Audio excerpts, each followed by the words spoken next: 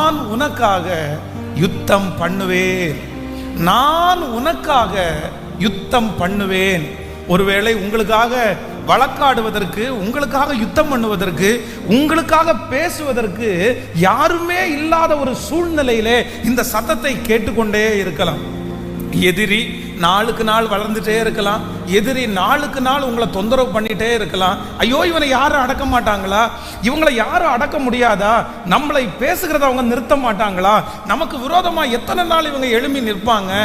அந்த மாதிரி யார் நினைத்து கொண்டு வந்தாலும் ஆண்டவர் இந்த மாதத்துல வாக்கு கொடுக்கிறார். நான் கர்த்தராகிய ஆண்டவர் உங்களுக்காக யுத்தம் பண்ணுவேன் என்று கர்த்தர் வாக்கு கொடுக்கிறார். உங்க சொந்தங்களுக்கு மத்தியில கர்த்தர் உங்களுக்காக யுத்தம் பண்ணுவார். நீங்கள் வேலை செய்த இடத்துல கர்த்தர் உங்களுக்காக யுத்தம் பண்ணுவார். நீங்கள் குடியிருக்கிற இடத்துல கர்த்தர் உங்களுக்காக யுத்தம் பண்ணுவார். எந்த இடத்திலே உங்களுக்கு விரோதமாய் மனிதர்கள் எழும்பி நிற்கிறார்களோ கர்த்தர் வாக்கு கொடுக்கிறார், இந்த யுத்தம் உன்னுடையது அல்ல, அந்த யுத்தம் கர்த்தருடையது. அந்த யுத்தத்தை நடப்பிக்க போகிறவர் கர்த்தர். கர்த்தர் வாக்கு கொடுக்கிறார், அவர் யுத்தம் செய்வார். ஆனால் அந்த யுத்தத்திலே கண்டிப்பாக நாம் தான் ஜெயிப்போம்.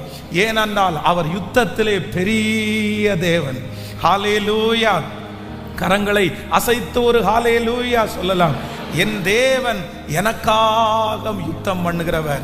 வேதத்தில் எத்தனையோ பரிசுத்தவான்களுக்கு வேதம் சொல்லுகிறது, அவர்களுக்காக யுத்தம் பண்ணுவதற்கு யாருமே இல்லாத போது ஆண்டவர் அவர்களுக்காக யுத்தம் பண்ணினார். கர்த்தர் யாருக்கு ஆண்டவர் யுத்தம் பண்ணுகிறார்? எந்த எப்பேற்பட்ட பிள்ளைகளுக்கு ஆண்டவர் யுத்தம் பண்ணுகிறார்? நம்பர் 1, முதலாவதாக யாருடைய கையிலே ஆயுதங்கள் இல்லாமல் இருக்கிறதோ அவர்களுக்காக யுத்தம் பண்ணுகிறவர் நம்முடைய ஆண்டவர். ஆமென் சொல்லுங்கள். அப்படி என்றால் நம்முடைய வாழ்க்கையிலே சில நேரத்தில் நமக்கு எதிரிகள் நிறைய பேர் இருக்கலாம், நிறைய யுத்தங்கள் நடத்தலாம். ஆனா அந்த யுத்தத்தை கண்டினியூ பண்றதுக்கு, அந்த யுத்தத்தை நடத்துவதற்கு உங்களிடத்துல எந்த ஆயுதமும் இல்லை. எனக்கு அந்த மனுஷனோட யுத்தம் பண்றதுக்கு பணம் இல்லை, எனக்கு அந்த மனுஷனோட யுத்தம் பண்றதுக்கு ஆள் பலம் இல்லை, எனக்கு அந்த மனுஷனோட யுத்தம் பண்றதுக்கு எனக்கு ஞானம் சுத்தமா போதாது, நான் எப்படி யுத்தம் பண்ணுவேன்? ஆனால் ஆண்டவர் வாக்கு கொடுக்கிறார், சிம்சோனுடைய கையிலே ஒன்றும் இல்லாதிருந்தோம்.